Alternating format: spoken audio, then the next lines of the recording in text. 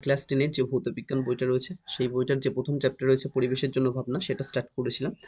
তো ওর কিছু অংশ আমরা কমপ্লিট করেছি। আজ আমরা কি পড়বো? তাপন মূল্য বা ক্যালোরিক ভ্যালু। তাপন মূল্য বা ক্যালোরিক ভ্যালু থেকে স্টার্ট করবো। তো দেখো, তাপন মূল্য বা ক্যালোরিক ভ্যালুটা কি বলছে।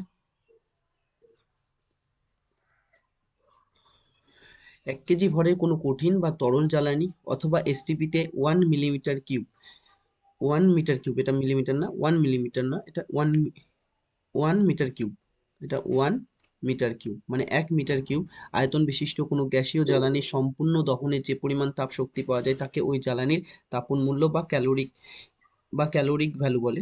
ক্যালোরিক ভ্যালু, ক্যালোরিক ভ্যালু বলে। যেমন কি 1 কেজি ভরের কোনো বস্তু, মানে একটা বস্তু নিলে বা একটা কয়লা নিলে সেই কয়লার ওজন কত? সেই কয়লার ওজন কত হতে হবে? 1 কেজি। তাহলে 1 কেজি কয়লাকে যদি তুমি দহন করো, যদি একে আগুন ধরাও, দহন মানে কি? একে বায়ুতে পোড়ানো, মানে অক্সিজেনের উপস্থিতিতে যদি এখানে পোড়ানো হয়, ওটার উপস্থিতিতে, বায়ুর উপস্থিতিতে যদি পোড়ানো হয়, তাহলে এখান থেকে যে পরিমাণ শক্তি পাওয়া যাবে বা যে পরিমাণ তাপ শক্তি পাওয়া যাবে, যে পরিমাণ তাপ শক্তি পাওয়া যাবে সেইটাকেই বলবো হচ্ছে ওর ক্যালোরিক ভ্যালু। এটা বলতে পারি। আবার কি তরল যেমন তরল জ্বালানি কোনগুলো রয়েছে, যেমন আমরা জীবাশ্ম জ্বালানি বলেছিলাম না, জীবাশ্ম জ্বালানি যেগুলো বলেছিলাম, জীবাশ্ম জ্বালানি কোনগুলো হয় এর আগে পড়েছি আমরা। জীবাশ্ম জ্বালানি এক তো কয়লা হবে, 2 নাম্বার কি বলতে পারি? পেট্রোলিয়াম হবে, পেট্রোলিয়াম হবে, কয়লা পেট্রোলিয়াম। এই পেট্রোলিয়ামের মধ্যেই আমরা কি কি পড়েছিলাম? পেট্রোলিয়ামের মধ্যে পেট্রোল হবে, পেট্রোল থাকবে, কেরোসিন, ডিজেল, এগুলো সব কি তরল অবস্থায়, এগুলো সব কি তরল। তাহলে এগুলো তরল জ্বালানি। এই তরল জ্বালানি রয়েছে। আরেকটা রয়েছিল কি গ্যাসীয় অবস্থায় ছিল, যেটা কি প্রাকৃতিক গ্যাস বলেছিলাম, প্রাকৃতিক গ্যাস, প্রাকৃতিক গ্যাস। তাহলে এটা হচ্ছে কঠিন অবস্থায়, এই কয়লাটাই বললাম। এবার পেট্রোলিয়ামের ক্ষেত্রে কি পাবো? পেট্রোল, ডিজেল আর কেরোসিন, পেট্রোল, ডিজেল আর কেরোসিন, এগুলো সব কি তরল অবস্থায় রয়েছে। এই তরল অবস্থায় এসটিপিতে 1 মিটার কিউব মানে আয়তন বিশিষ্ট, 1 মিটার কিউব আয়তন বিশিষ্ট মানে কি?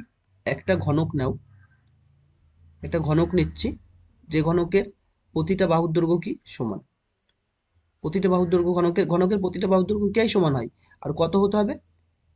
1 মিটার, 1 করে ঘনকের। তাহলে বাহুর দৈর্ঘ্যগুলো কত করে নিচ্ছি আমরা? 1 মিটার। তাহলে এটা 1, এটাও 1, উচ্চতাও কত হবে? 1 মিটার।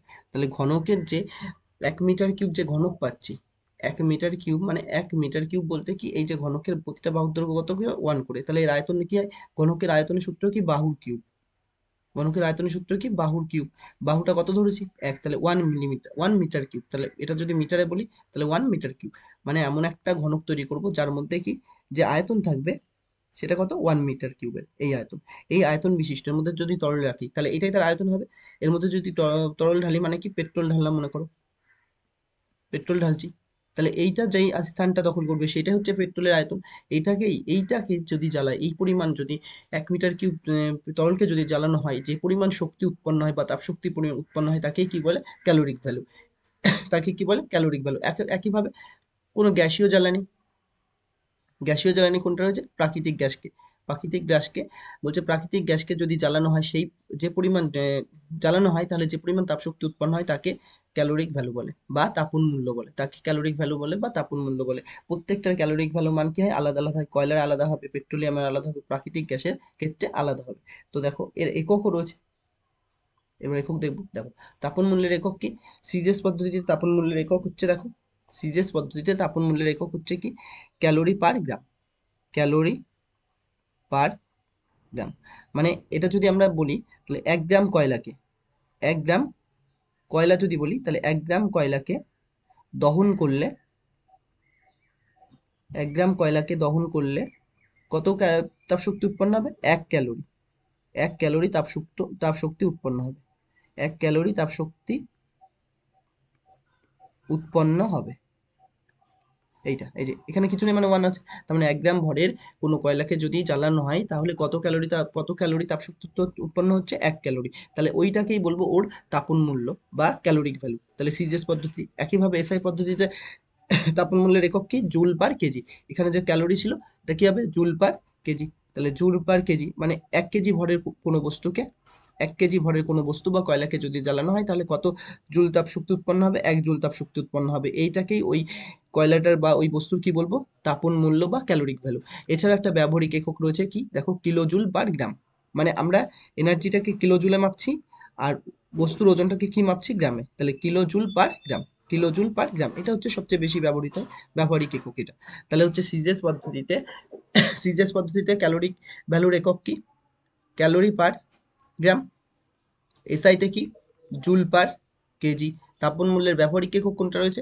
এখানে খালি কিলো জুল হবে, কিলো জুল পার গ্রাম, কিলো জুল পার গ্রাম। এবার আমরা বলেছিলাম কয়লার ক্ষেত্রে আলাদা হবে, তারপরে পেট্রোলিয়ামের যে বিভিন্ন ইয়ে রয়েছে, পেট্রোল রয়েছে, ডিজেল রয়েছে, কেরোসিন রয়েছে, তার মান আলাদা হবে। প্রাকৃতিক গ্যাসের মধ্যে, যেমন প্রাকৃতিক গ্যাসের প্রধান উপাদান কি ছিল? মিথেন।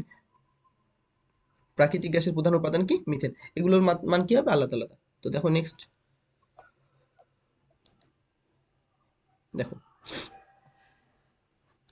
এই যে তার আগে একটা প্রশ্ন দেখে নাও। বলছে কয়লার তাপন মূল্য, কয়লার দেখো তাপন মূল্য বা ক্যালোরিক ভ্যালু 30 কিলোজুল পার গ্রাম বলতে কি বুঝো? একটু আগেই দেখিয়ে দিয়েছি এটা আমরা।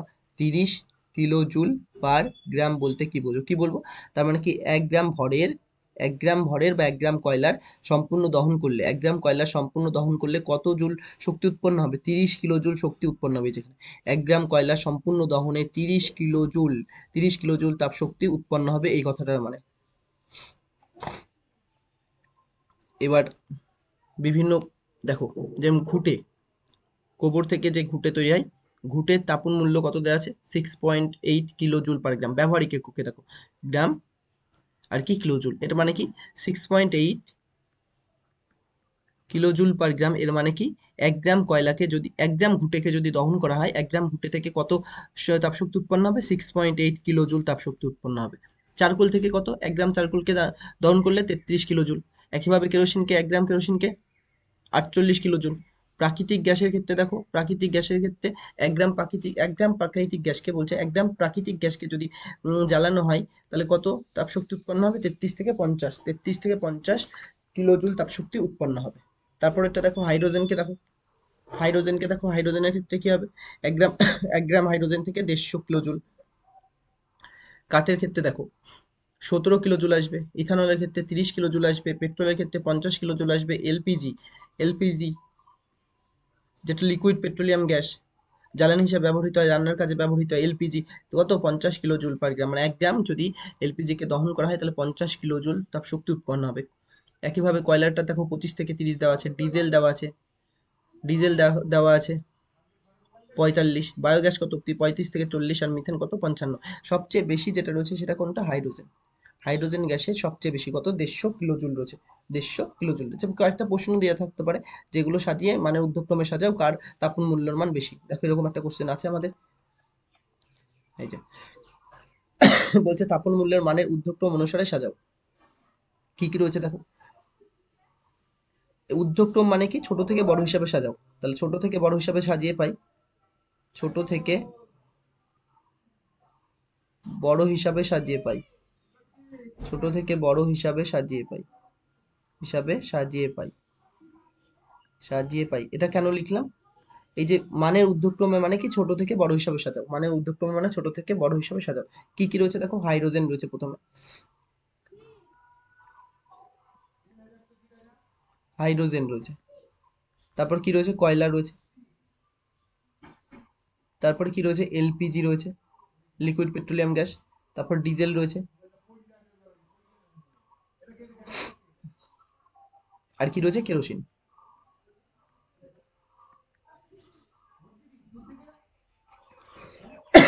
কেরোসিন রয়েছে। দেখো হাইড্রোজেনেরটা আমরা বলেছি কত? 150।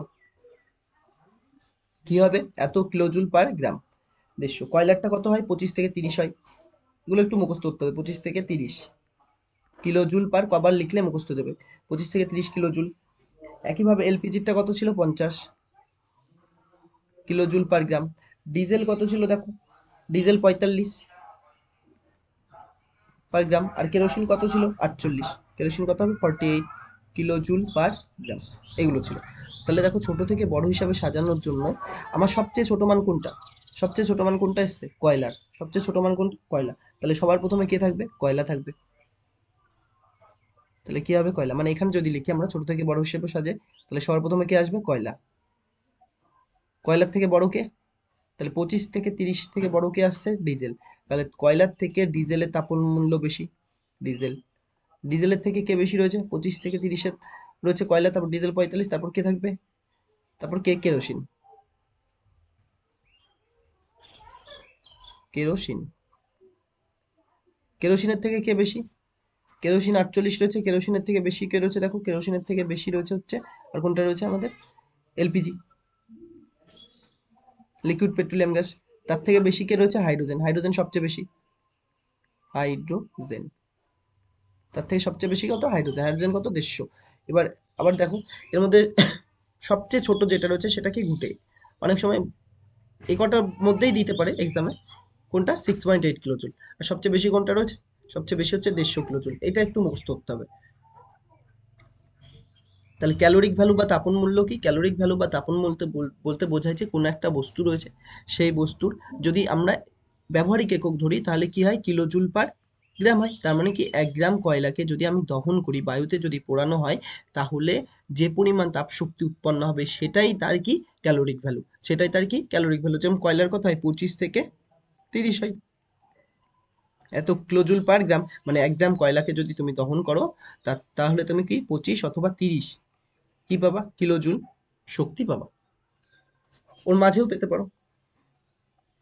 এরপরে দেখো, এরপরের কোশ্চেন রয়েছে জ্বালানির প্রজ্বলন, এর পরের টপিক কি রয়েছে দেখো, জ্বালানির প্রজ্বলন তাপমাত্রা বা জ্বলনাঙ্ক তাপমাত্রা বা জ্বলন তাপমাত্রা।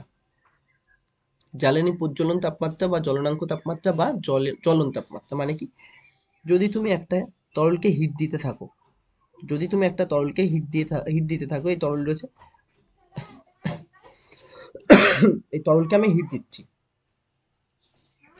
যদি আমি তরলকে হিট দিতে থাকি, তাপ দিতে থাকি, তাহলে কি হবে, তরলের তাপমাত্রা কি হবে, বাড়তে থাকবে, বাড়তে বাড়তে বাড়তে 100 ডিগ্রি সেন্টিগ্রেডে এসে কি হবে, ফুটতে থাকবে। 100 ডিগ্রি সেন্টিগ্রেডে এসে কি হবে, তরল ফুটতে থাকবে। 100 ডিগ্রি সেন্টিগ্রেডে এসে তরল ফুটতে থাকবে, মানে আমি যদি তরলকে প্রথমেই হিট দিতে থাকি, মানে তরলকে হিট দিচ্ছি, প্রথমেই তরল গরম হবে না, কিছুটা সময় নেবে তরল গরম হতে, কিছুটা কি সময় নেবে। সেরকম যদি আমি কোনো কাঠকে জ্বালানো, বা পাটকাঠি রয়েছে, ধরো পাটকাঠি রয়েছে, পাটকাঠিকে আমি আগুন ধরানোর চেষ্টা করবো, তাহলে দেওয়ার সঙ্গে সঙ্গে জ্বলবে, কিছু মিলি সেকেন্ড হলেও কিছু টাইম লাগবে, মানে ওই নির্দিষ্ট একটা টেম্পারেচারে যাবে, যার পরেই ওই পাটকাঠিটা জ্বলতে শুরু শুরু করবে। যেরকম এখানে দেখো 100 ডিগ্রি সেন্টিগ্রেড তাপমাত্রায় গেলেই গান জল কি হয়, কিসে পরিণত হয়, বাষ্পে পরিণত হয়।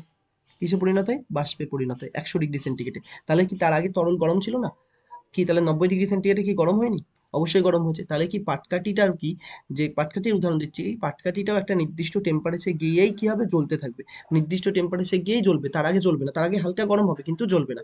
এটাকেই বলছে জ্বালানির প্রজ্বলন তাপমাত্রা বা জ্বলনাঙ্ক তাপমাত্রা বা জ্বলন তাপমাত্রা বা ইগনিশন টেম্পারেচার, বা ইগনিশন টেম্পারেচার। দেখো কি বলছে, যে নির্দিষ্ট তাপমাত্রায় কোনো জ্বালানি জ্বলতে শুরু করে, মানে প্রথমে হালকা গরম হবে তারপর জ্বলতে শুরু করবে, সেই তাপমাত্রাকে ওই জ্বালানির জ্বলনাঙ্ক বা জ্বলন বা প্রজ্বলন তাপমাত্রা বা ইগনিশন টেম্পারেচার বলে। যেরকম ধরো দুটো আলাদা রয়েছে, যে তিনটে বস্তু রয়েছে যাদের ইগনিশন টেম্পারেচার যথাক্রমে 25 ডিগ্রি, 80 ডিগ্রি ও 300 ডিগ্রি সেন্টিগ্রেড। 300 ডিগ্রি সেন্টিগ্রেড, এককটা ঠিক করে নাও, 300 ডিগ্রি সেন্টিগ্রেড। এর মধ্যে সবচেয়ে উচ্চ মানের জ্বালানাঙ্ক কোনটা হবে, উচ্চ মানের জ্বালানি কোনটা হবে, কোনটা হবে 80 ডিগ্রি সেন্টিগ্রেড। কারণ কি, এটা খুব অল্প টেম্পারেচারে আগুন ধরে যেতে পারে, মানে একে একে একে কি কনজারভেশন, একে একে প্রিজার্ভ করা কি কঠিন, একে সংরক্ষিত করা কি কঠিন। আর একে দেখো অধিক তাপমাত্রা দিলে তবে গান চলবে, কিন্তু মাঝারি মান কোনটা, 80 ডিগ্রি সেন্টিগ্রেড। 80 কি, যেটা খুব কম টেম্পারেচার না, খুব বেশিও টেম্পারেচার না, তাহলে এই টেম্পারেচারে ওই বস্তুটা কি হবে, খুব তাড়াতাড়ি জ্বলতে শুরু করে দেবে। তাহলে যাদের ইগনিশন টেম্পারেচার মাঝামাঝি হয়, সেই সব জ্বালানিগুলো উচ্চমানের জ্বালানি হয়, সেই সব জ্বালানিগুলো কি হয়, উচ্চমানের। দেখো এবার জ্বালানি উচ্চমানের বৈশিষ্ট্যগুলো আমরা পড়বো। দেখো, উৎকৃষ্ট বা আদর্শ জ্বালানির বৈশিষ্ট্য, ওটাই উৎকৃষ্ট বা আদর্শ জ্বালানির বৈশিষ্ট্য, মানে একটা জ্বালানি আদর্শ হতে গেলে কি হতে হবে, তাপন মূল্য কি হতে হবে, বেশি হতে হবে। যেমন হাইড্রোজেনের তাপন মূল্য, হাইড্রোজেন গ্যাসের তাপন মূল্য কত রয়েছে, হাইড্রোজেন গ্যাসের তাপন মূল্য হচ্ছে 150 কিলো জুল পার গ্রাম, এটা। সেরকম কয়লারটা কি, দু একটা এখানে মুখস্থ দেবো, কয়লারটা কত, কয়লারটা 25 থেকে 30 কিলো জুল পার গ্রাম। এলপিজিরটা কত, এলপিজিরটা হচ্ছে 50 কিলো জুল পার গ্রাম। ডিজেলেরটা কত বলো দেখি, ডিজেল, এখানে লিখে দিচ্ছি ডিজেল, ডিজেল কত হবে 45 কিলো জুল পার গ্রাম। একইভাবে কেরোসিনটা কত হবে, এগুলো ওখানে লিখেছে, আবার রিভাইজ করাচ্ছি। কেরোসিনটা কত হবে, কেরোসিন হবে 48 কিলো জুল পার গ্রাম। দেখো তাহলে তাপন মূল্য কি হতে হবে, বেশি হতে হবে। তারপর কি বলছে, জ্বলন তাপমাত্রা বা ইগনিশন টেম্পারেচার বা জ্বলন তাপমাত্রার মান কি হবে, মাঝারি হতে হবে। উদাহরণ দিয়ে যেটা বলেছি, মানে খুব বেশি বা খুব কম নয়। 3 নম্বর দেখো, এদের দহনের ফলে যেন ক্ষতিকারক গ্যাস, মানে এদের দহন করলে যেন ক্ষতিকারক গ্যাস, ধোঁয়া ইত্যাদি দূষণ সৃষ্টিকারী গ্যাসের সৃষ্টি না হয়, যাতে পরিবেশ দূষণ কম বা দূষণের মাত্রা কম হতে হবে। মানে এমন দেখতে হবে যে আমি যে জ্বালানিটা জ্বালাচ্ছি সেই থেকে যে ধোঁয়াটা তৈরি হচ্ছে সেই ধোঁয়াটা যেন বিষাক্ত না হয়, যা পরিবেশ দূষণ না করে। যে গ্যাস তৈরি হচ্ছে সেই গ্যাসটা যেন পরিবেশ দূষণ না করে, এই দিকে আমাদের একটু খেয়াল রাখতে হবে, যেন পরিবেশটাকে বাঁচাতে হবে। তাহলে পরিবেশ দূষণের মাত্রা কি, কম হতে হবে। জ্বালানি কি কি, একদম সহজ হতে হবে, মানে সহজ আর সস্তা, সহজলভ্য হতে হবে। মানে সস্তা মানে কি, কম দাম হতে হবে। সহজলভ্য মানে সহজেই যেন পাওয়া যায়, আর সহজে পরিবহন এবং সংরক্ষণ করা যাবে। মানে পরিবহন মানে কি, কোনো এক জায়গা থেকে হয়েছে সেটা যদি আমি অন্য কোথাও নিয়ে যাই, তাহলে নিয়ে যাওয়ার জন্য একটা খরচ হবে, তাহলে জ্বালানির পরিমাণ, সেই জ্বালানির দাম কি হবে, বেশি হবে। ধরো ইরান থেকে আসছে মনে করো, বা হচ্ছে রাশিয়ার থেকে আসছে, রাশিয়ায় কোনো একটা জ্বালানি তৈরি হয়েছে, সেটা এখানে পাঠাতে গেলে ওখানে যেই মানুষগুলো যেই দামে পাবে, এখানে কি তার থেকে বেশি দাম, কারণ ওখান থেকে নিয়ে আসতে গিয়ে খরচ হবে, ওই খরচটাও তো এর সাথে যুক্ত হবে না। তাহলে সহজে পরিবহন আর সংরক্ষণ করা যায় সেদিকে নজর রাখতে হবে, যাতে সেইগুলো হয়। পরের টপিক দেখো, ওই যে ওই কোশ্চেনটা যেটা আগে বুঝিয়েছিলাম, 3টি জ্বালানি রয়েছে এ বি সি, এর প্রজ্বলন বা ইগনিশন টেম্পারেচার দেওয়া আছে কত degree, 10 degree centigrade, 80 degree centigrade. এটা হচ্ছে ডিগ্রিটা এরম হবে, এখানে লেখাটা অসুবিধা হয় তার জন্য এরম লেখা আছে। আর এখানে 200 ডিগ্রি সেন্টিগ্রেড, 200 ডিগ্রি সেন্টিগ্রেড। কোনটি বলছে, কোনটি উৎকৃষ্ট জ্বালানি, তাহলে কোনটা অ্যান্সার হবে, অ্যান্সার কি, বি হচ্ছে উৎকৃষ্ট মানের জ্বালানি। তাহলে অ্যান্সার কি হবে, বি। অ্যান্সার কি হবে, বি। মানে যেটা মাঝারি মান হতে হবে, যেটা মাঝারি মান হবে সেটা হচ্ছে উৎকৃষ্ট মানের জ্বালানি। দেখো এই বৈশিষ্ট্যতেও দেওয়া আছে, এই যে প্রজ্বলন তাপমাত্রা আমার মাঝারি, অর্থাৎ খুব বেশি বা খুব নয়, আমি উদাহরণ দিয়েও বলেছিলাম। পরের টপিক দেখো কি বলছে, এবার দেখো স্থিতিশীল উন্নয়ন কি, মানে সাস্টেনেবল ডেভেলপমেন্ট কি। স্থিতিশীল উন্নয়ন বা সাস্টেনেবল ডেভেলপমেন্টটা কি, আমরা দেখো, আমরা জীবাশ্ম জ্বালানি পেয়েছি, জীবাশ্ম জ্বালানি। যদি আমরা জীবাশ্ম জ্বালানিকে দেখি, আমরা এটা আগেও পড়েছি, জীবাশ্ম জ্বালানিকে যদি দেখি আমরা, তাহলে জীবাশ্ম জ্বালানি মূলত তিনটে হয়, 3 প্রকারের হয়। এক তো কয়লা হয়, আর কি হয়, 2 পেট্রোলিয়াম হয়, পেট্রোলিয়াম। পেট্রোলিয়ামের মধ্যে কি কি পেয়েছিলাম আমরা, পেট্রোল পেয়েছিলাম, ডিজেল পেয়েছিলাম, আর কি, কেরোসিন। পেট্রোল, ডিজেল আর কেরোসিন, এটা পেয়েছিলাম। আর কি পেয়েছিলাম, প্রাকৃতিক গ্যাস, যার প্রধান উপাদান কি, মিথেন, প্রাকৃতিক গ্যাস, এইগুলো। তাহলে এই যে জীবাশ্ম জ্বালানিগুলো রয়েছে, এটা আমরা বহুদিন ধরে ব্যবহার করে আসছি, তাই এরা প্রচলিত শক্তির উৎস, বহুদিন ধরে এই শক্তির ব্যবহার করে আসছি। তাহলে এই শক্তি আস্তে আস্তে কি হবে, কমছে।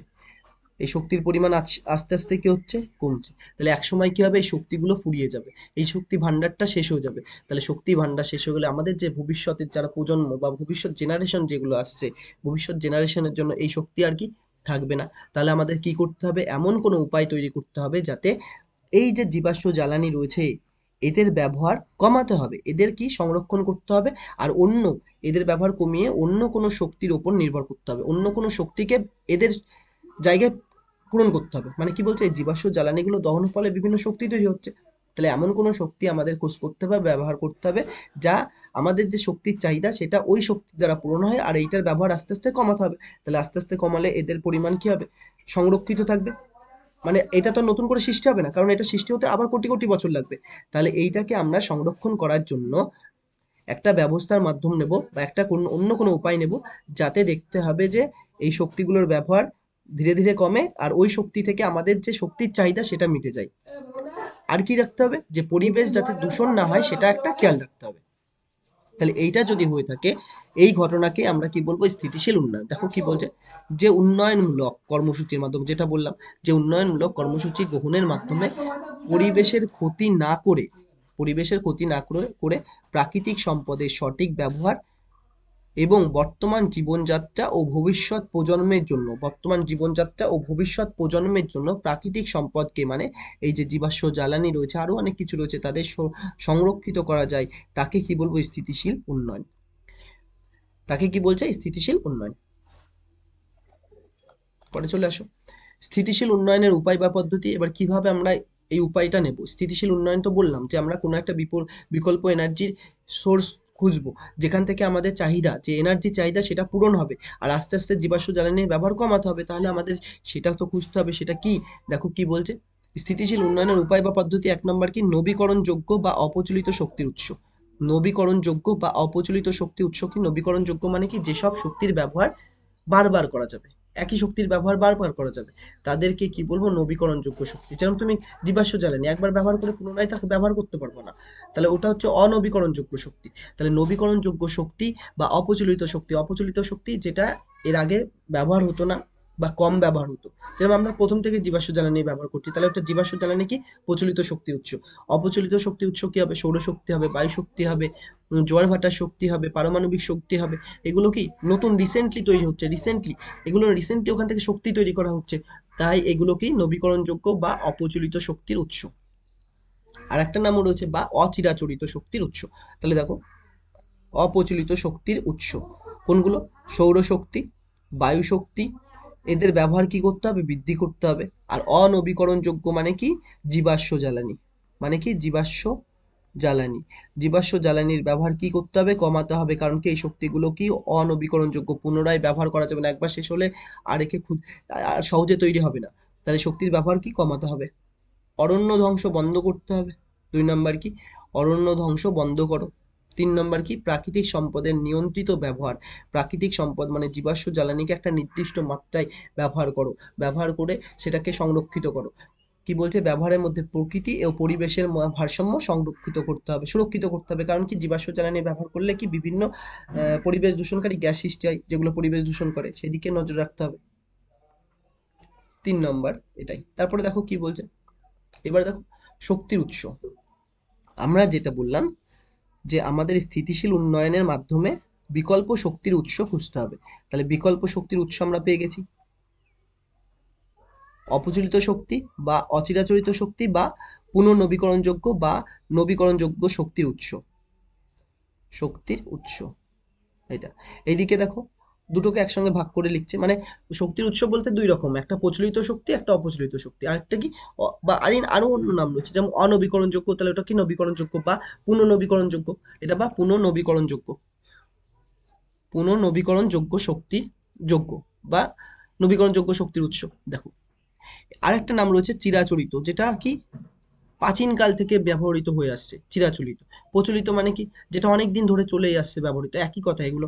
অপ্রচলিত মানে কি? আগে ব্যবহার হতো না, বর্তমানে ব্যবহৃত করা হবে। অচিরাচরিত মানে কি? আগেও সেই আগে ব্যবহৃত না, বর্তমানে নতুনভাবে ব্যবহার করা হচ্ছে বা কিছুদিন পূর্বে থেকে ব্যবহার করা শুরু করা হচ্ছে। তাহলে যেমন কি দেখো, এটা জীবাশ্ম জ্বালানি বলেছি, যেমন কয়লা। পেট্রোলিয়ামের মধ্যে কি পড়বে? পেট্রোল, ডিজেল আর কেরোসিন। প্রাকৃতিক গ্যাস, এখানে কটা কটা পড়বে? 6টা।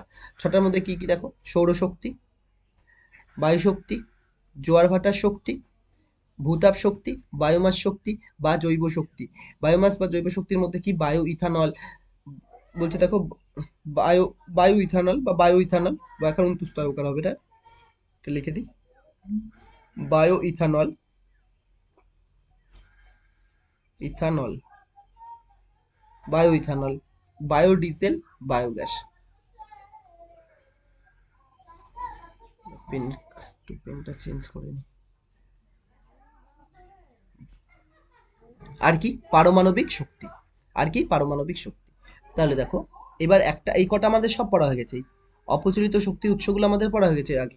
তাহলে একটা করে পড়তে হবে, কোনটা? সৌরশক্তি, বায়ু শক্তি, জোয়ার ভাটার শক্তি, এগুলো সব একটা একটা করে পড়বো। তার আগে আমরা অপচলিত, প্রচলিত শক্তি ডেফিনেশন গুলো দেখে নিই কি বলছে। দেখো, প্রচলিত শক্তির উৎস যেটা বলছে, মানে কি? যেসব শক্তি উৎস বলছে, দেখো, যেসব শক্তির উৎস মানুষ সাধারণত ব্যবহার করে, যেসব শক্তির উৎস সাধারণত মানুষ কি ব্যবহার করে, যেমন কয়লা, পেট্রোলিয়াম, প্রাকৃতিক গ্যাস, মানে জীবাশ্ম জ্বালানি ব্যবহার আমরা পড়ার আগের থেকেই ব্যবহার করে আসছি। তাহলে এগুলো কি? সব প্রচলিত শক্তির উৎস। এগুলো সব কি? প্রচলিত শক্তির উৎস। খালি ডেফিনেশনটা দেখো, যেসব শক্তির উৎস মানুষ সাধারণত ব্যবহার করে তাদের প্রচলিত শক্তি বলে। যেমন যেমন কি? কয়লা, পেট্রোলিয়াম, প্রাকৃতিক গ্যাস। পরের টপিকে আসো, দেখো কি বলছে। ওটারই আরেক নাম ছিল অনবীকরণযোগ্য। অনবীকরণযোগ্য শক্তির উৎস। অন্যভাবে ডেফিনিশন দিচ্ছি, দেখো অনবীকরণযোগ্য থেকে মানে কি, ব্যবহারের ফলে যেসব শক্তির উৎস, বলছে দেখো ব্যবহারের ফলে যেসব শক্তির উৎসের মজুদ ভান্ডার ক্রমশ সে ফুরিয়ে আসছে, মানে ওইগুলোকে ব্যবহার করছি, আমি কয়লা ব্যবহার করছি, আস্তে আস্তে তার ভান্ডারটা শেষ হয়ে যাচ্ছে, এগুলোকে আর সহজে তৈরি করা যাবে না। দেখো সহজে তৈরি করা যাবে না, তাদের কি বলে, অনবীকরণযোগ্য শক্তির উৎস বলে, যেমন কয়লা, পেট্রোলিয়াম, প্রাকৃতিক গ্যাস, এক কথায় জীবাশ্ম জ্বালানি। কিন্তু লেখার জন্য এখানে তো লিখতে হবে এক্সামে, এর জন্য উদাহরণ দিয়ে দেখানো। একইভাবে ওটারই আরেক নাম দেখো, ওটা না, এটা এটা নতুন টপিক এসেছে দেখো, অপ্রচলিত বা অচিরাচরিত শক্তি উৎস। দেখো একবার দেখিয়ে দিই, এই যে প্রচলিত বা অনবীকরণযোগ্য বা চিরাচরিত শক্তি, একই কথা, এগুলো তিনটে একই কথা। এদিকে কি হবে, অপ্রচলিত, অচিরাচরিত বা পুনর্নবীকরণযোগ্য বা নবীকরণযোগ্য শক্তি, এগুলো সব কি একই কথা। এবার আমরা পড়েছি, এবার অপ্রচলিত শক্তি মানে কি, যেসব শক্তি মানুষ আগে ব্যবহার করতো না বা কম ব্যবহার করতো, তাদের কি বলা হয়, অপ্রচলিত বা অচিরাচরিত শক্তি বলে। যেমন দেখো, দৈনন্দিন প্রয়োজনে, বলছে দৈনন্দিন প্রয়োজনে প্রয়োজনে যে সকল শক্তি সম্পদ অপেক্ষাকৃত কম ব্যবহৃত হয় বা আগে ব্যবহৃত হতো না, এখন ওই কম ব্যবহার হচ্ছে, আগে ব্যবহারই হতো না, তাদের কি বলা হয়, অপ্রচলিত বা অচিরাচরিত শক্তির উৎস বলে, যেমন সৌরশক্তি, বায়ুশক্তি ইত্যাদি। পরে নেক্সট আসো, নবীকরণযোগ্য বা পুনর্নবীকরণযোগ্য মানে কি, আমি সৌরশক্তি থেকে অফুরন্ত শক্তি ব্যবহার করব, যেগুলো কি সহজে ধ্বংস হবে না, যেগুলো কি সহজে ধ্বংস হবে না, মানে একবার ফুরিয়ে যাওয়ার কোনো সম্ভাবনা নেই, তাহলে কি বলছে, তাদেরকে নবীকরণযোগ্য বা পুনর্নবীকরণযোগ্য শক্তির উৎস বলে। ওটাকেই আমরা অন্যভাবে ডেফিনেশন দিয়ে লিখছি, দেখো যেসব শক্তির উৎস কখনো শেষ হয় না যাদের থেকে বারবার যাদের থেকে বারবার শক্তি উৎপাদন করা সম্ভব, তাদের নবীকরণযোগ্য বা পুনর্নবীকরণযোগ্য শক্তির উৎস বলে। শক্তির উৎস বলে, যেমন কি, যেমন সৌরশক্তি, বায়ুশক্তি, জোয়ার ভাটার শক্তি, আরো অনেক রয়েছে, পারমাণবিক শক্তি, বায়োমাস শক্তি। দরকার নেই, এই দুটো তিনটে মনে রাখো এখান থেকে, কারণ ডিটেলসে তো পড়ছি। তারপরে দেখো কি বলছে, পরের টপিক আসো। এরপরে দেখো, এই যে আবার দেখিয়ে দিই, শক্তির উৎসকে আমরা দুভাগে ভাগ করেছি, প্রচলিত, অনবীকরণযোগ্য, চিরাচরিত। আর এদিকে কি করেছি, অপ্রচলিত, অচিরাচরিত, পুনর্নবীকরণযোগ্য বা নবীকরণযোগ্য শক্তির উৎস। প্রচলিত বা অনবীকরণ মানে কি, যা পুনরায় একবার ব্যবহৃত হলে পুনরায় ব্যবহার করা যাবে না। চিরাচরিত মানে কি, মানে প্রাচীনকাল থেকে চলেই আসছে, যেরকম জীবাশ্ম জ্বালানি। আর বাকি সৌরশক্তি, বাকি যে এনার্জিগুলো উৎস রয়েছে, সেগুলো সব কি হবে, প্রচলিত বা অপ্রচলিত বা অচিরাচরিত বা পুনর্নবীকরণযোগ্য বা নবীকরণযোগ্য শক্তির উৎস, যেমন কি সৌরশক্তি, বায়ুশক্তি, জোয়ার ভাটার শক্তি, ভূতাপ শক্তি রয়েছে, বায়োমাস শক্তি আর পারমাণবিক শক্তি। তো আজকের যে টপিকটা রয়েছে সেটা দেখো, প্রথমে আমি কি শুরু করছি, সৌরশক্তি। তো চলে আসো সৌরশক্তি। দেখো সৌরশক্তি দেওয়া আছে, সূর্য হলো সব শক্তির উৎস। কি বলেছে, সূর্য, এক নম্বর পয়েন্ট কি, আমরা তো ছোটবেলা থেকে পড়ে আসছি, সূর্য হলো সব শক্তির উৎস। সূর্য হলো সব শক্তির উৎস। তারপরে 2 নম্বর, সৌরশক্তির উৎস মানে, এবার সূর্যের মধ্যে যে এনার্জি তৈরি হয়, সূর্যের মধ্যে কি কারণে এনার্জি তৈরি হয়, এই কারণটার কি, নিউক্লিয় সংযোজন বিক্রিয়া। 2 রকমের বিক্রিয়া ঘটে, একটা নিউক্লিয় সংযোজন বিক্রিয়া, একটা নিউক্লিয় বিভাজন বিক্রিয়া। মানে পরমাণুর মধ্যে 2 রকমের বিক্রিয়া ঘটে, একটা নিউক্লিয় সংযোজন বিক্রিয়া, একটা নিউক্লিয় বিভাজন বিক্রিয়া। তাহলে নিউক্লিয় সংযোজন বিক্রিয়াটা কোথায় হয়, সৌরশক্তিকে। আর নিউক্লিয় বিভাজন বিক্রিয়া আমাদের এখানে সিলেবাসে নেই, পরে পড়বো। এই নিউক্লিয় সংযোজন বিক্রিয়াটা কি, আমরা এখানে একটুখানি বলবো, দেখো পরে রিয়াকশন দেখিয়ে দিচ্ছে, আগে দেখো 3 নম্বর পয়েন্টটা পড়ে নিই। সূর্য থেকে আগত তাপ শক্তি ও আলোক শক্তিকে, মানে সূর্য থেকে 2 রকমের শক্তি আসে, এক তাপ শক্তি, এক হচ্ছে আলোক শক্তি, মানে আলো আসছে, আলোর সাথে তাপ প্লাস আলো আসছে, তাহলে তাপ শক্তি আলোক শক্তি একসঙ্গে কি বলে, সৌরশক্তি। সৌরশক্তিকে কাজে লাগিয়ে কি তৈরি করা হয়, সোলার কুকার তৈরি করা হয়, বলছে সোলার কুকার তৈরি করা হয়, সোলার ওয়াটার হিটার তৈরি করা হয়, সোলার ওয়াটার হিটার তৈরি করা হয়, সৌরকোষ এবং সৌর প্যানেল তৈরি করা হয়। উদাহরণ দেওয়ার চেষ্টা করব। এবার দেখো, এই নিউক্লিয় সংযোজন বিক্রিয়া কি, মানে কি, নিউক্লিয় সংযোজন বিক্রিয়া মানে হচ্ছে ছোট ছোট যে পরমাণুগুলো রয়েছে তাদেরকে একসঙ্গে যুক্ত করে নতুন একটা পরমাণু তৈরি করা, আর সঙ্গে প্রচুর এনার্জি তৈরি করা, আর সঙ্গে কি, প্রচুর এনার্জি তৈরি করা। মানে কি, আমি হাইড্রোজেন পরমাণু লিখলাম, ওয়ান ওয়ান, যার পরমাণু ক্রমাঙ্ক কত, 1, ভরসাঙ্ক কত, 1। এরকম 4টে হাইড্রোজেন পরমাণুকে জুড়েছি। এই 4টে হাইড্রোজেন পরমাণু জুড়ে কি তৈরি করবে, একটা হিলিয়াম পরমাণু। হিলিয়াম পরমাণুর সংকেত কি হয়, এইসি। হিলিয়ামের পরমাণু ক্রমাঙ্ক হয় কত, 2, কত হবে, 4। তাহলে 4টে হাইড্রোজেন পরমাণু জুড়ে, সংযোজন মানে বিক্রিয়া করবে, জুড়ে মানে যুক্ত হয়ে, 4টে হাইড্রোজেন পরমাণু যুক্ত হয়ে একটি কি তৈরি করেছে, একটি হিলিয়াম পরমাণু তৈরি করেছে। আর কি তৈরি করবে, দুটো পজিট্রন কণা, পজিট্রন কণার সংকেত কি? E+1 নিচে, ওপরে 0। এরকম পরমাণু ক্রমাঙ্ক 2 লিখেছি, এখানে পরমাণু ক্রমাঙ্ক কত? +1। আর সঙ্গে কি তৈরি করবে? 25 mega electronvolt, mega electron volt energy. দেখো 25 মেগা ইলেকট্রন ভোল্ট এনার্জি তৈরি করবে। এই এনার্জির কারণেই সৌরশক্তির উৎস, এই এনার্জির উৎস হচ্ছে সৌরশক্তি। এই তার রিয়াকশন কি হচ্ছে? 4টি হাইড্রোজেনকে জুড়ে একটা হিলিয়াম পরমাণু তৈরি করছে, আর সঙ্গে কি তৈরি করছে? দুটো পজিট্রন কণা বের করছে, আর কি 25 মেগা ইলেকট্রোভোল্ট এনার্জি তৈরি করছে বা শক্তি তৈরি করছে। এটাই। এবার দেখো আমরা যে এখান থেকে সৌরশক্তিকে কাজে লাগিয়ে কি কি তৈরি করব? Solar cooker, solar water heater, সৌরকোষ, আর সৌরকোষ বা সৌর প্যানেল, এগুলো তৈরি করবো। তাহলে একটা একটা করে আমরা দেখবো কি জিনিস এটা। দেখো সোলার কুকার, সোলার কুকারের দেখো ছবিটা দেখে নাও। এই হচ্ছে সোলার কুকার। সোলার কুকারের মানে কি? একটা ধাতব পাত্র থাকবে, এরকম ধাতুর পাত্র থাকবে বাক্সের মতো, ফাঁকা থাকবে, আর এই চারের সাইডে কি থাকবে? কালো রং করা থাকবে, কালো রং করা থাকবে। কারণ কি? কালো রং কি করে? তাপ শোষক হিসাবে কাজ করে। কালো রং তাপ শোষক হিসাবে কাজ করে।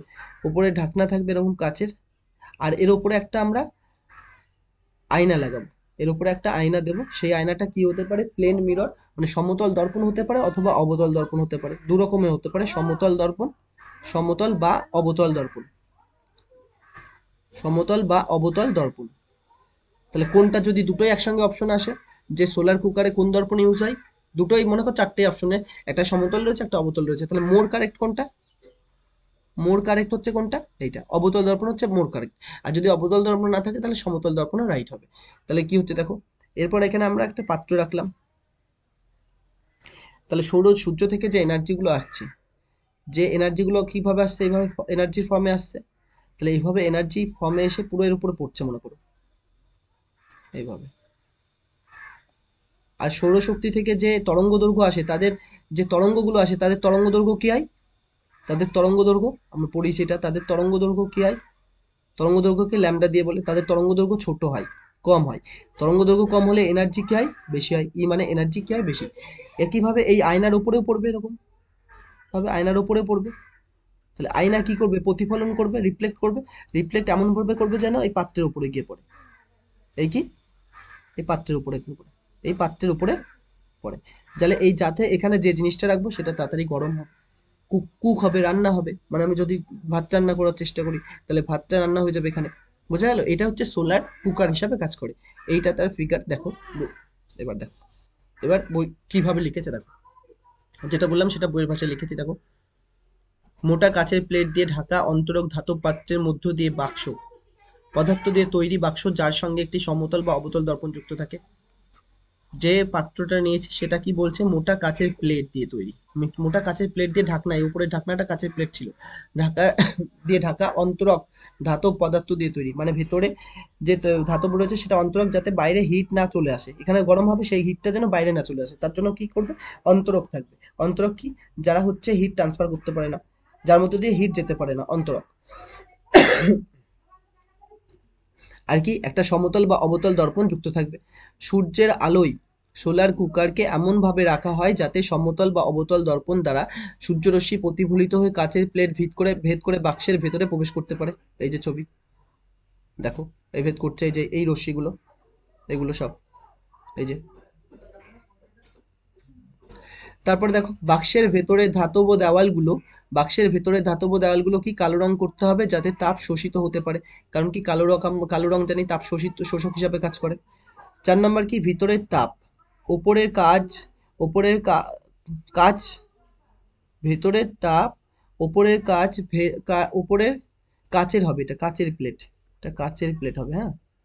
ওপরের কাচের প্লেট ভেদ করে বাইরে আসতে পারে না, অর্থাৎ কাচের প্লেট গ্রিন হাউস প্রভাব দেখায়, সোলার কুকার রান্নার কাজে ব্যবহৃত হয়। দেখো এবার এখানে আরেকবার বলে দিই, এই যে রশ্মিগুলো আসছে, এইগুলো, এই রশ্মিগুলো কাচের প্লেট ভেদ করে আসছে। যখনই কাচের প্লেট ভেদ করে এখান থেকে প্রতিফলিত হয়ে ফিরবে, তখন এদের তরঙ্গ দৈর্ঘ্য কি হবে? তখন এদের তরঙ্গ দৈর্ঘ্য মানে ল্যামডা কি হবে? বেশি হবে। আর ল্যামডা বেশি হলে কি হয়? এনার্জি কি হয়? কম হয়। ল্যামডা বেশি হলে কি হয়? এনার্জি কম হয়। এনার্জি কম হলে এখানকার এই প্লেটটা ভেদ করে আর বাইরে যেতে পারবে না। তাহলে এই কাচের প্লেটটা কি হিসাবে কাজ করছে? গ্রিন হাউস ইফেক্ট হিসাবে গ্রিন হাউস ইফেক্ট হিসাবে কাজ করছে। এটাই বলেছে। আমরা গ্রিন হাউসকে খুব ভালোভাবে পড়েছি। দেখো, এই। তারপর কি কিসের কাজে ব্যবহৃত হয়? সোলার কুকার রান্নার কাজে, জল গরম করতেও ব্যবহার করতে পারো, পাত্র নিয়ে রান্নার কাজে মেনলি ব্যবহৃত হয়। পরে দেখো, সোলার কুকার হচ্ছে এবার solar water heater. Solar water heater মানে কি? এটা জল গরম করার জন্য। ছবি দেখো আগে কেমন, তাহলে আরো ভালো বুঝতে পারবে। এই যে এরকম চ্যানেল থাকে, এই যে এরকম চ্যানেল, এরকম চ্যানেল থাকে এটা, এরকম। দেখো কি বলছে এবার, বলছে একটি কালো রং করা ধাতব বাক্স থাকে, উপরে যেটা রয়েছে এই যে কালো রং করা ধাতব বাক্স, এবং এটির মধ্যে একটি কালো রং করা তামার কুণ্ডলী প্রবেশ করানো থাকে, একটি না অনেকগুলোই থাকে। কালো রং করা তামার কুণ্ডলী প্রবেশ করানো থাকে। উচ্চ তাপমাত্রা সৃষ্টির জন্য সূর্যরশ্মিকে প্রতিফলকের সাহায্যে প্রতিফলন করে বাক্সের মধ্যে প্রবেশ করানো হয়। এর জন্য আমরা আয়নাও ব্যবহার করতে পারি, আবার নাও পারি। এর ফলে এর ফলে কি হয়, অভ্যন্তরস্থ যে তামার কুণ্ডলী রয়েছে সেটা গরম হয়ে যায়। তামার কুণ্ডলীর মধ্য দিয়ে প্রবাহিত জল এইভাবে উত্তপ্ত হয়। তার মানে কি, এই যে এটা দেখছো, এই যে এই পাইপগুলো রয়েছে, এই পাইপগুলো, এই পাইপগুলোর মধ্যে কি থাকে, তামার তার থাকে।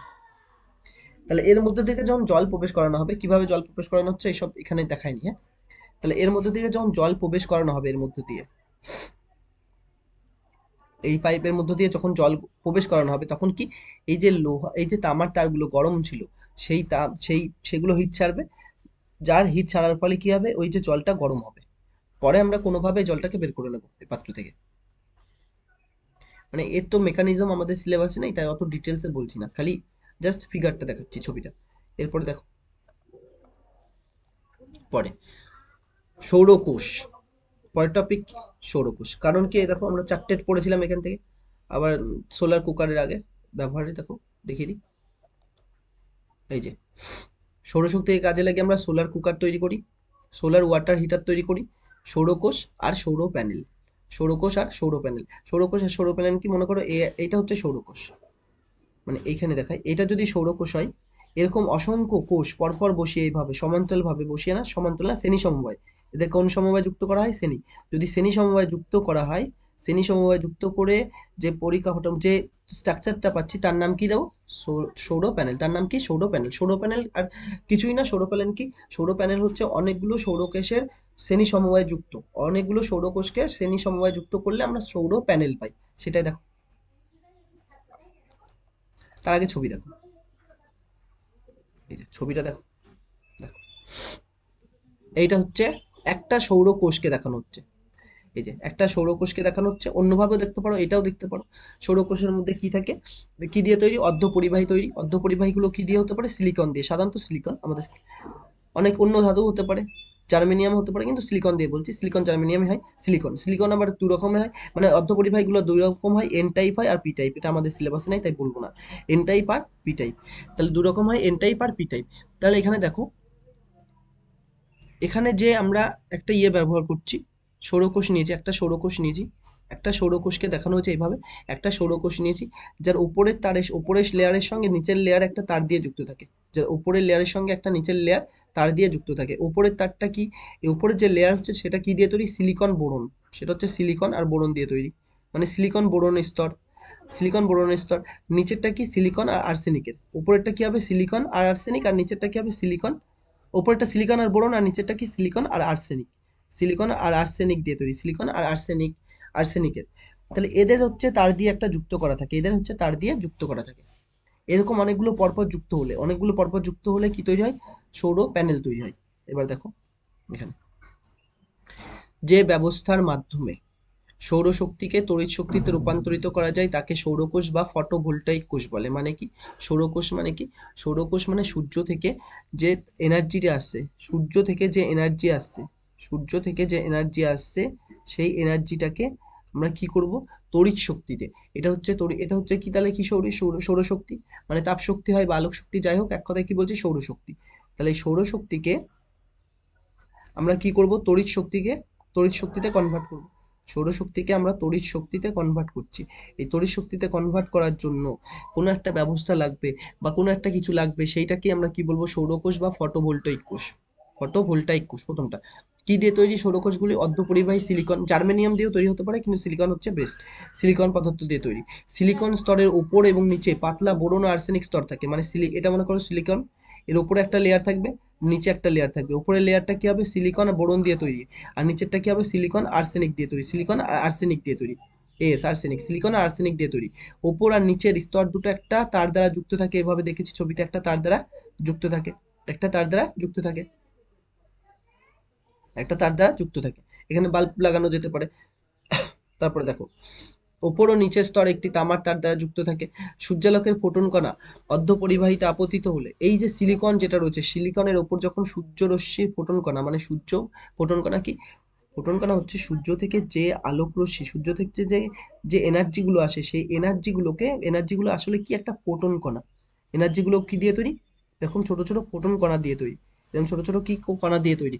সেই কণার নামই দেওয়া হয়েছে কি, ফোটন কণা। সেই কণার নাম দেওয়া কি হয়েছে, ফোটন কণা। সেই কণার নাম দেওয়া হয়েছে কি, ফোটন কণা। তাহলে ফোটন কণা যখন এই সিলিকনের উপর পড়বে, তখন সিলিকনের ভেতরে কি থাকবে, আমরা পরমাণুর মধ্যে জানি তো ইলেকট্রন থাকে না, যেমন কার্বন কত হয়, কার্বন 6, কার্বন 6 না, কার্বনের তাহলে ইলেকট্রন কত, 6টা। তাহলে সিলিকন রয়েছে, যে সিলিকন রয়েছে, সিলিকন কত হয়, 14 হয়, সিলিকন রয়েছে। তাহলে যে সিলিকনটা রয়েছে, এই সিলিকনের মধ্যেও যে ইলেকট্রনগুলো রয়েছে না, যে সিলিকন রয়েছে, এই সিলিকনের মধ্যেও কি রয়েছে, ইলেকট্রন রয়েছে। তাহলে ইলেকট্রনগুলো কি হবে, উত্তেজিত হবে, ইলেকট্রনগুলো কি হয়ে যাবে, উত্তেজিত হবে।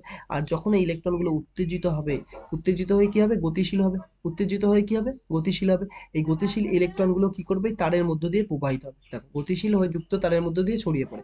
মানে সূর্যালোকের ফোটন কণা অর্ধপরিবাহিতে আপতিত হলে ওর মধ্যেকার ইলেকট্রনগুলি উত্তেজিত হয়, অর্থাৎ গতিশীল হয়ে যুক্ত তারের মধ্য দিয়ে ছড়িয়ে পড়ে।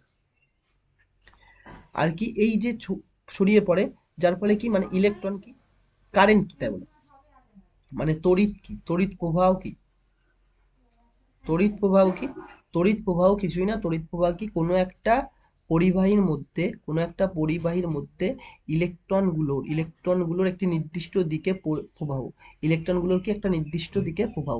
মানে ইলেকট্রনগুলো যদি এই নির্দিষ্ট দিকে প্রবাহিত হয়, তাহলে তড়িৎ কোন দিকে যাবে, তার বিপরীত দিকে।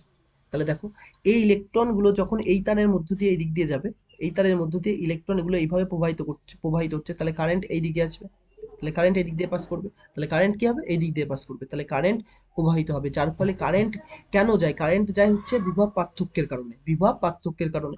কারেন্ট কেন যায়, বিভব পার্থক্যের, যেমন কারেন্ট, যেমন জল, এখানে এ একটা পাত্র রয়েছে, এখান থেকে বি পাত্রে জল যাচ্ছে এই তারের মধ্য দিয়ে, এই পাইপের মধ্যে, কেন, কারণ কি, এখানে তাপ কি, এখানে জল কি বেশি। তাহলে এখানকার কারেন্ট কেন যাবে, কারেন্ট কেন যাবে, কারেন্ট যাবে হচ্ছে বিভব পার্থক্যের কারণে। এই বিভব পার্থক্যের মান কত দেওয়া আছে, 0.5 ভোল্ট, দেখো খুবই অল্প ভোল্ট তৈরি হয়। আর কি, আলোর তীব্রতার উপর তড়িৎ প্রবাহ মাত্রা নির্ভর করে, আলোর তীব্রতা যত বেশি হবে, তড়িৎ প্রবাহ মাত্রা তত বেশি হবে। এবার দেখো সৌর প্যানেল, এই যে এইগুলো দেখেছো, এই যে এই এক একটা এই সিঙ্গেল এরম রয়েছে, এগুলো হচ্ছে এক একটা সৌরকোষ, এই সৌরকোষ পরপর জুড়ে কি তৈরি হচ্ছে, একটা সৌর প্যানেল। এই যে এটা একটা সৌর প্যানেল। এগুলো দেখো দিনের বেলায় কি করে, সূর্য থেকে হিটটা নেয়, সূর্য থেকে তড়িৎ শক্তি, মানে সৌরশক্তি নেয়, নিয়ে সেটাকে কি করে, সেটাকে এনার্জিতে কনভার্ট করে, তড়িৎ শক্তিতে। সেটা হচ্ছে দিনের, রাত্রি হলে সেটা কি, সেটার থেকে কি জ্বলে, আলো জ্বলে, বা লাইট জ্বলতে থাকে, এখানে লাইট লাগানো থাকে, সিস্টেম করা থাকে, ওই এনার্জিকে স্টোর করে ওখান থেকে এনার্জি রিলিজ করা। দেখো কি বলছে সৌর প্যানেল, এই যে অনেকগুলি সৌরকোষকে পরপর সাজিয়ে, মানে কি, শ্রেণী সমবায় যুক্ত করে, শ্রেণী সমবায় মানে হচ্ছে দু রকম সমবায় রয়েছে, একটা শ্রেণী সমবায়, একটা সমান্তরাল সমবায়। শ্রেণী সমবায় কি সমান থাকে, কারেন্ট সমান থাকে, মানে প্রত্যেকের মধ্য দিয়ে কারেন্ট সমান যায়। শ্রেণী সমবায় কি হয়, কারেন্ট সমান থাকে, মানে তড়িৎ প্রবাহ মাত্রা সমান থাকে, তড়িৎ প্রবাহ মাত্রা সমান থাকে, তড়িৎ প্রবাহ মাত্রা সমান থাকে। আরেকটা রয়েছে সমান্তরাল সমবায়, এগুলো আমরা কারেন্ট ইলেকট্রিসিটিতে ভালো করে পড়বো। সমান্তরাল সমবায় কি হয়, বিভব পার্থক্য সমান থাকে, বিভব পার্থক্য সমান থাকে, বিভব পার্থক্য সমান থাকে। তারপরে সৌর প্যানেল থেকে অনেক বেশি মাত্রায় তড়িৎ পাওয়া যায়, সৌরকোষ বা সৌর প্যানেল সৌরশক্তিকে বলছে, কি বলছে, সৌরকোষ বা সৌর প্যানেল সৌরশক্তিকে সরাসরি বিদ্যুৎ বা তড়িৎ শক্তিতে রূপান্তরিত করে। সৌরকোষ বা সৌর প্যানেল সৌরশক্তিকে সরাসরি বিদ্যুৎ শক্তি বা তড়িৎ শক্তিতে রূপান্তরিত করে।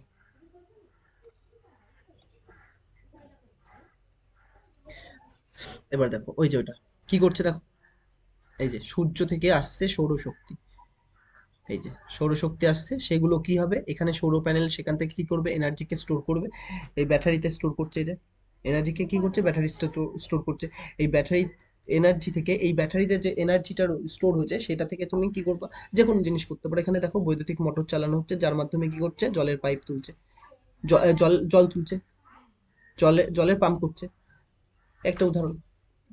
এরপরে দেখো সৌরকোষের ব্যবহার, সৌরকোষের ব্যবহার কি বলছে, সৌরশক্তিকে বিদ্যুৎ শক্তিতে রূপান্তরিত করে, যেটা এতক্ষণ ধরে দেখে আসছি, এবং উৎপন্ন বিদ্যুৎকে ব্যাটারিতে সঞ্চয় করে রাখা যায়, সোলার প্যানেল বসিয়ে মোটর গাড়ি চালানো যায়, কৃত্রিম উপগ্রহ, মহাকাশযান, স্পেস স্টেশন, কৃত্রিম উপগ্রহতে তো তুমি আহ, এগুলো ইউজ করতে পারো, বা মহাকাশযান বা স্পেস স্টেশনগুলিতে কি করতে পারো, শক্তির যোগান, কৃত্রিম উপগ্রহ, মহাকাশযান আর স্পেস স্টেশন। এটা হচ্ছে বায়ুমণ্ডলের কোন স্তরে রয়েছে সেটা কমেন্ট করে জানাও। কৃত্রিম উপগ্রহ, মহাকাশযান আর স্পেস স্টেশন বায়ুমণ্ডলের কোন স্তরে থাকে। শক্তির যোগান দেওয়া হয় সৌরকোষের মাধ্যমে, ট্রাফিক সিগন্যালে ইউজ করতে পারো, সোলার ক্যালকুলেটর চালাতে ব্যবহার করতে পারো, এগুলো সব ব্যবহার। তারপরে সৌরশক্তি ব্যবহারের সুবিধা কি বলছে, সৌরশক্তি ব্যবহারের সুবিধা, কারণ কি, 1 নম্বর সৌরশক্তি ফুরিয়ে যাওয়ার সম্ভাবনা নেই, আর অর্থাৎ কোনো, আর কি বলছে, অর্থাৎ কোনো পুনর্নবীকরণযোগ্য শক্তি, অর্থাৎ পুনর্নবীকরণযোগ্য শক্তি উৎস, এটা কোনো হবে না, অর্থাৎ পুনর্নবীকরণযোগ্য শক্তি, অর্থাৎ পুনর্নবীকরণযোগ্য শক্তি, এটা লিখতে পারো। পরিবেশ দূষণ হয় না, মহাকাশযান কৃত্রিম উপগ্রহ শক্তির উৎস হিসেবে ব্যবহার করতে পারো। এর অসুবিধা কি রয়েছে দেখো, এই যে সৌরশক্তি ব্যবহারের অসুবিধা কি বলছে, মেঘলা দিনে বা রাত্রিবেলায় সৌরশক্তি পাওয়া যায় না, মানে সেই দিনকে এনার্জিটা কম তৈরি হবে, অর্থাৎ আবহাওয়ার উপর নির্ভরশীল এটা, সৌরশক্তি থেকে বৃহৎ পরিমাণে বিদ্যুৎ পাওয়া সম্ভব নয়, এটাও ঠিক বলছে। সৌর প্যানেলের জন্য অনেক জায়গার প্রয়োজন, কারণ কি, সৌর প্যানেল কোন গুলো, এগুলো ছাদে দেখো, এগুলো বসাতে হবে, অনেকটা বড় এলাকা রাখবে। তারপর কি বলছে, সোলার প্যানেলের জন্য অনেক জায়গার প্রয়োজন, যেটা বললাম, সোলার প্যানেল তৈরির জন্য কি প্রাথমিক অবস্থায় অনেক খরচ হয়, মানে এই প্যানেলগুলো বসাতে প্রথম অবস্থায় কি অনেক খরচ হয়, প্রথম অবস্থায় কি অনেক বেশি খরচ হয়, প্রাথমিক খরচ অনেক বেশি বেশি। তো আজকে এই পর্যন্ত থাকছে, এরপরে আমরা নতুন টপিক, মানে যে পরে রয়েছে যেটা বায়ু শক্তি রয়েছে, 6টা শক্তি রয়েছে, তার মধ্যে একটা শক্তি কমপ্লিট করেছি, আর বাকিগুলো পরের দিন করার চেষ্টা করব। ওকে, তো আজকে এই পর্যন্ত থাকছে, থ্যাংক ইউ।